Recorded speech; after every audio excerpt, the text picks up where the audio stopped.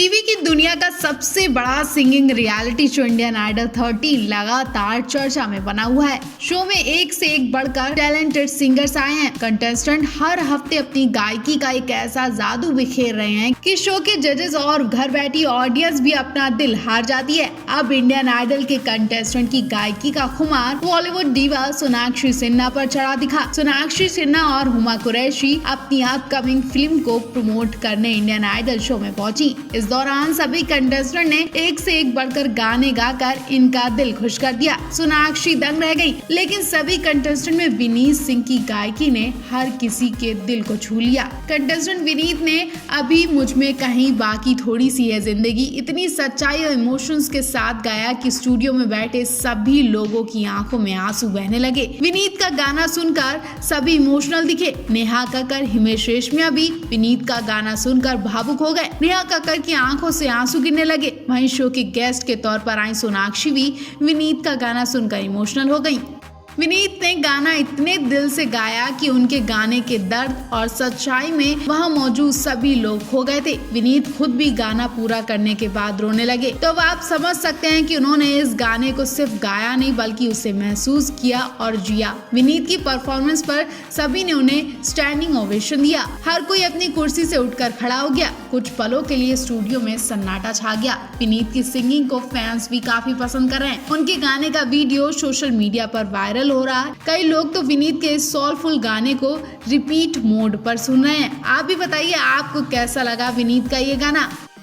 दरअसल इस बार शो के लाइमलाइट का केंद्र विनीत सिंह बने। वो विनीत जो नेहा कक्कर के दोस्त हैं और इससे पहले वो कई शो में पार्टिसिपेट भी कर चुके हैं। शो में आते ही नेहा कक्कर उनके आगे अपनी कुर्सी छोड़कर खड़ी हो गई थी। नेहा ने कहा था कि वो उन्हें जज नहीं कर पाएंगी क्योंकि वो उनके सीनियर भी हैं और दोस्त भी हैं। लेकिन विनीत के कहने पर नेहा ने उन्हें जज तो किया और इतना ही नहीं, सुनने में आ रहा है कि नेहा कक्कर उनका बहुत सपोर्ट भी कर रही हैं। अब तक नेहा की वजह से विनीत को एलिमिनेट भी नहीं किया गया। अब विनीत की परफॉर्मेंस से नेहा कक्कर से लेकर हिमेश रेशमिया और सारी ऑडियंस का बुरा हाल हो गया। दरअसल आने वाले एपिसोड में विनीत सिंह की परफॉर्मेंस दिखाई जाती है। विनीत सिंह मंच पर पहुंचते हैं।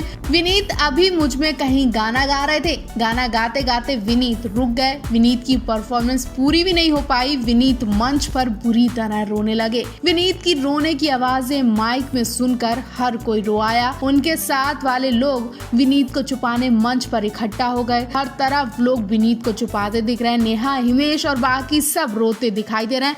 आखिर ऐसा क्या हुआ कि विनीत अपनी परफॉर्मेंस पूरी नहीं कर पाए और मंच पर बुरी तरह रोए। कुछ लोगों का कहना है कि शायद गाना इमोशनल था। तो गाना तो इमोशनल था, लेकिन इस बार वजह कुछ और थी। दरअसल विनीत के पिता की डेथ हो गई, वो भी इसी हफ्ते, और इसी वजह से विनीत से अपनी परफॉर्मेंस भी नहीं तैयार की गई। उनके हाथ पैर भी नहीं चल रहे थे। विनीत के चेहरे पर उदासी भी साफ देखी जा रही थी, लेकिन उन्होंने बहुत कोशिश की, अपने आप को समझाया कि उन्हें परफॉर्मेंस देनी है और आगे बढ़ना है। उन्होंने अपने पिता के गम को थोड़ी देर भूलकर अपनी परफॉर्मेंस पर ध्यान दिया, लेकिन जब वो मंच पर पहुंचे तो अपने होश खो बैठे। उन्हें अपने पिता की याद आ गई और वो सॉन्ग कंप्लीट किए बिना ही वहां बुरी तरह रोने लगे। इस एपिसोड के बारे में आप क्या कहेंगे कमेंट बॉक्स में हमें जरूर बताएं।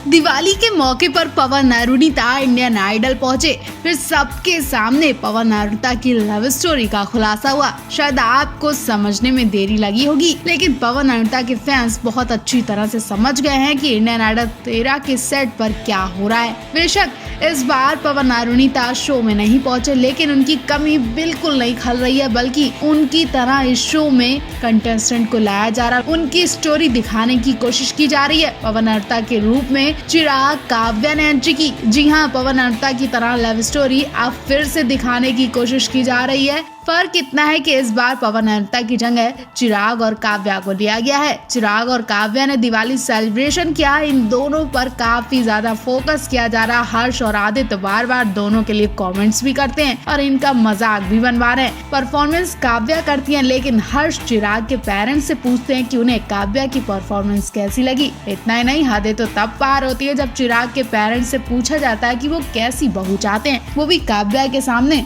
चिराग के पेरेंट्स कहते हैं कि जो बेटे की पसंद होगी वो हमारी पसंद होगी। बात यहीं पर नहीं खत्म होती है। नेहा कक्कड़ को जब पता चला कि चिराग को कई लड़कियां रिजेक्ट कर चुकी हैं तो उन्होंने सबके सामने चिराग से पूछ ही लिया कि उन्हें आखिर लड़कियां रिजेक्ट क्यों करती हैं और यहाँ पर किसी ने रिजेक्ट किया है। तो चिराग बताते हैं कि हमारे ही कंटेस्टेंट में से एक लड़की है जो उन्हें रिजेक्ट कर चुकी है। अब ये बात सुनकर सबके होश उड़ गए और नेहा कक्कड़ पूरी बात की खाल निकाल लेती हैं।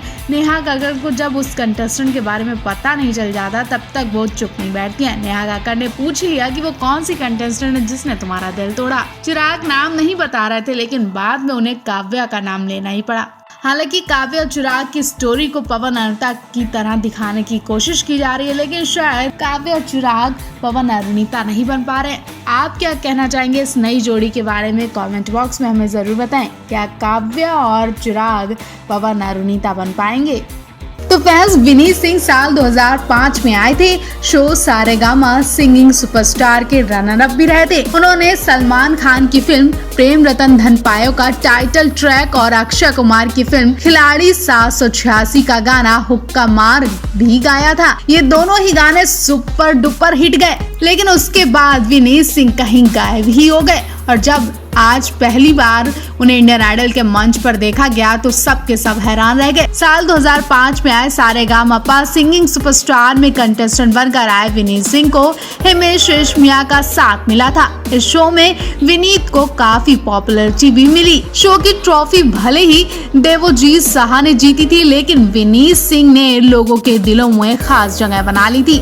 अपनी आवाज के दम पर विनीत को बॉलीवुड के कई ऑफर भी मिले थे लेकिन विनीत की एक गलती ने उनका करियर डुबो दिया था। एक इंटरव्यू के दौरान विनीत ने बताया था कि सारेगामापा के बाद उनकी जिंदगी पूरी तरह से बदल गई थी। दूर दूर से लोग उनसे मिलने भी आते थे, काफी बिजी रहने लगे थे, यहाँ तक कि वो अपने परिवार को भी समय नहीं दे पाते थे। विनीत ने कहा कि ये फेम इस कदर उनके सिर पर बैठ गया था कि वो खुद को शाहरुख खान समझने लगे थे और चाहते थे कि हर चीज उनके मन के मुताबिक हो। यही एरोगेंस और घमंड विनीत के करियर में बुरा दौर ले आया। बड़े गाने सुपरहिट होने के बाद उन्हें फिल्मों के गानों के कई ऑफर मिले लेकिन विनीत ने उन्हें छोटा समझकर ठुकरा दिया। धीरे धीरे विनीत का ये घमंड इतना बढ़ गया कि उन्हें इंडस्ट्री में काम मिलना भी मुश्किल हो गया और फिर उन्हें छोटे गाने भी नहीं मिलते हैं। खतरनाक बीमारी और लॉकडाउन में विनीत की आर्थिक स्थिति इतनी खराब हो गई थी कि उन्होंने अपना मुंबई का घर बेचने का प्लान बना लिया था।